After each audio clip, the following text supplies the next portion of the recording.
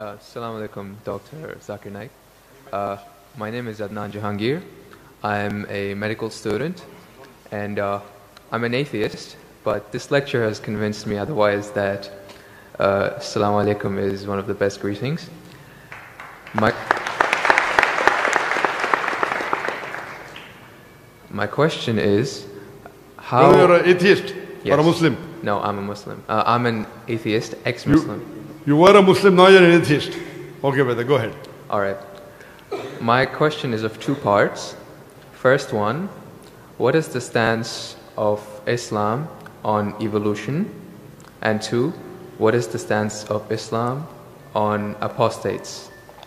The first one, it's how does Islam deal with evolution when, as I'm a medical student, my professors, when they show me the skulls of how humans have evolved throughout millions of years, from Homo habilis to Homo erectus to us Homo sapiens, and when they show proof of how evolution has taken place over the years, how do you disprove that when it is fact? It is not theory or it is not a hypothesis anymore. It is fact. How do you disprove that, if you could answer? Brother Jahangir has asked a question that what is the Islamic view on theory of evolution? And brother, if I reply to you, then will you come back to the fold of Islam? If it's a convincing enough answer. If I give a convincing reply, will you come back to the fold of Islam? Inshallah. Inshallah. Good.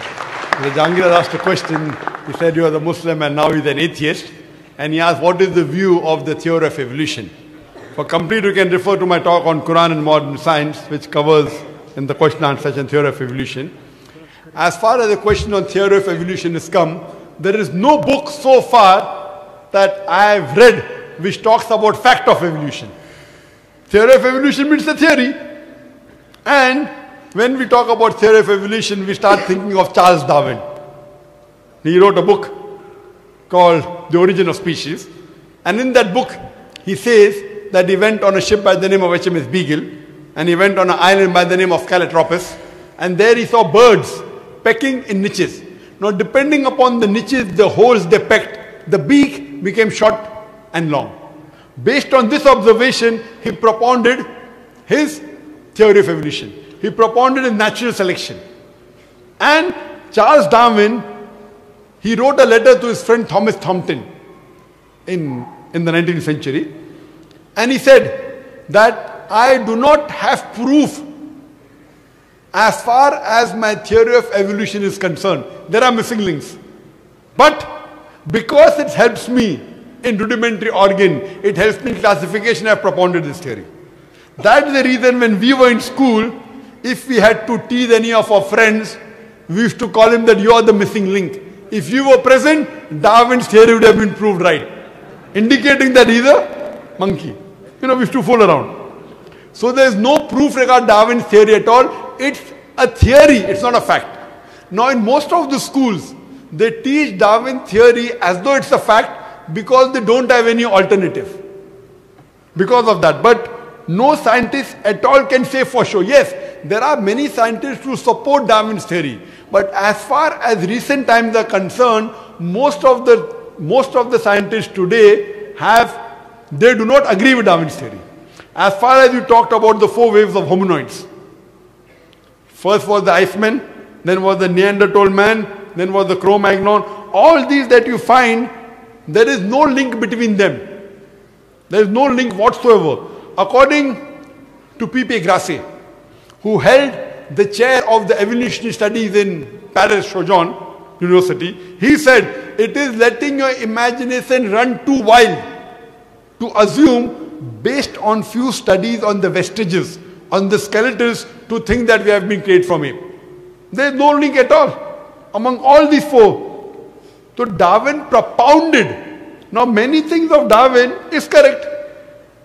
For example, life was created from water. That Quran also says in Surah Anbiya chapter number 21 verse number 30. The Quran says, وَجَعَلْنَا مِنَ الْمَاءِ كُلَّ شَيْءٍ أَفَلَا يُؤْمِنُونَ. We have created everything from water. Every living thing from water. Will you not then believe? So this is correct. So many things of Darwin is correct. But as a whole, everything is not true. That we have been evolved for apes, then not at all. If there was evolution today, we should be having some people who are in between monkeys and human beings.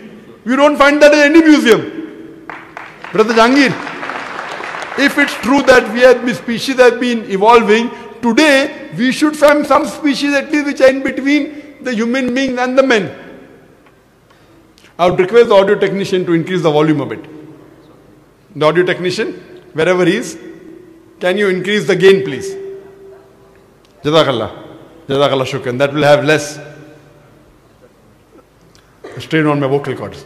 So all these today, even according to molecular biology, according to the specialists of molecular biology, they say it is absurd to think that our DNA of the human beings have been evolved from ape. It's not possible at all. There are many books written against Darwin's theory. Now just because today, because there is no substantial fact, that's the reason in school yet you teach about Darwin's theory. But if you read the latest researches, most of the scholars today do not believe in Darwin's theory as a whole to be correct.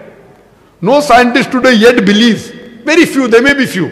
But the majority, they disagree that we have been created from apes. And that's what the Quran says, that we believe in the theory of creation, not in the theory of evolution.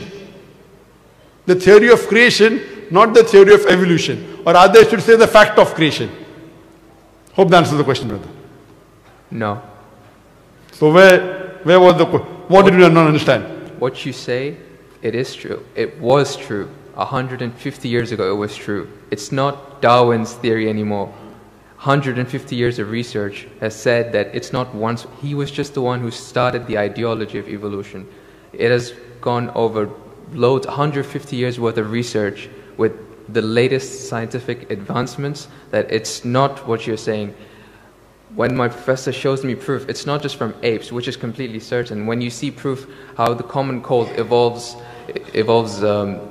pathogen, like when it changes its own morphology just to keep up to date with today's vaccines, it's evolving its defense mechanisms against today's latest vaccine. Brother, that's evolution right there. Let me tell you one thing. It's not Darwin's theory anymore. Let me tell you one thing, brother.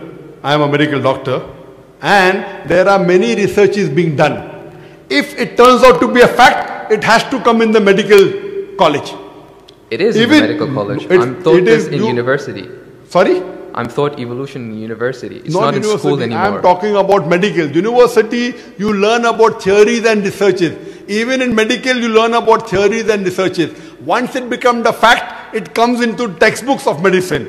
I don't know of any textbook of medicine in any college in the world which says that we have been evolved. It is all these are theories, and I know the research is being done. Even Darwin's theory never came in the medical textbook. And even what you're talking about, I know there are new researches being coming on. But none of them yet has proved it to be a fact of evolution.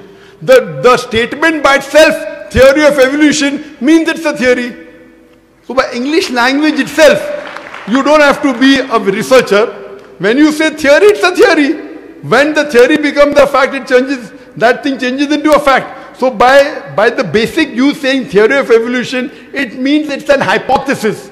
No. It is not yet a thought. It's not yet a fact. There's a difference between hypothesis and theory. A theory is something in science that has the highest honor. When something gains the word theory, it's fact. The theory, in theoretical terms, it's the theory of gravity, but we don't say it, we just say it fact. Same way we say the fact of gravity. Sorry, what did you say? Theory of what? Gravity. If you say it in theoretical terms, but it's no theory of gravity. It's a law of gravity. I'm sorry. I'm sorry. It's the law of evolution. I'm sorry. Your knowledge of science is very weak. It is Boyle's law. It is not Boyle's theory. It is Archimedes' principles. It's not Archimedes' theory. Whatever's theory, when it becomes a fact, it changes into law. I'm sorry, your knowledge is so weak, and I wouldn't like to continue. Your knowledge is so weak. My question, I'm not here to teach 2 + 2 = 4 in the audience.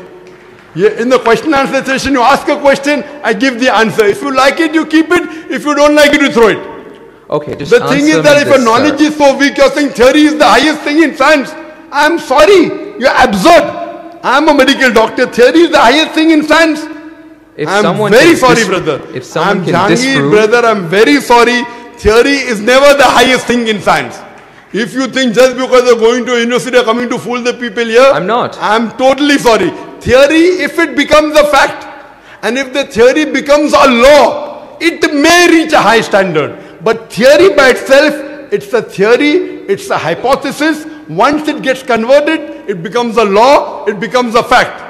Newton's law, it becomes a fact, it becomes a law. I'm sorry to say that by itself, calling it a theory means it is not yet an established fact. The heart pumps blood. Is it a theory or is it a fact? It's a fact. No, the proof. theory of heart pumping blood. Theory of heart pumping blood now. Now if I'm going to teach you English language here, I feel you are wasting the time of the people. Surely, if you can't understand simple English, that what is the difference between the theory, that theory is the highest thing in science, then I'm sorry, you'll have to go back and learn science. What about the